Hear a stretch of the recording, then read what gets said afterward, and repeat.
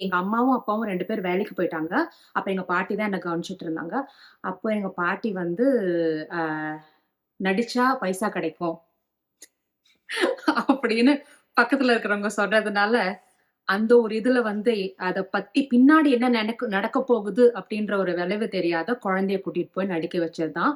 எங்க அம்மா, அப்பாக்கு தெரிஞ்சு அது ஒரு பெரிய பிரச்சனையாயி, எனக்கு அந்த நடிக்க கூட்டிட்டு போன உடனே அன்னைக்கு ராத்திரி ரொம்ப உடம்புக்கு முடியாதாயி ஹாஸ்பிட்டல்ல அட்மிட் பண்ணிட்டாங்க. 2 வயசு 2 குழந்தை. வயசு குழந்தை. ரொம்ப பெரிய பிரச்சனை ஆயி வீட்ல எங்க பாட்டி சத்தம் போட்டு, "உனக்கு அந்த மாதிரி ஒரு பைசா வேணுமா? எதுக்கு?" அது இதுன்னு பண்ணி, அதுக்கப்புறம் வந்து நடிக்க முடியாதுன்னு சொல்லிட்டாங்க. ஆனா என்ன வச்சு அந்த ஃப்ளாஷ்பேக்ல வர மாதிரி, அப்ப என்ன ஆச்சுன்னா, அவங்க வந்து திருப்பியும் வந்து எங்க அம்மா, அப்பா கிட்ட கேட்டு கெஞ்சி ஏன்னா ஆல்ரெடி நாங்க எடுத்துட்டோம் அந்த ட்ராக். இன்னும் ஒரே ஒரு நாள் வேல தான் இருக்கு.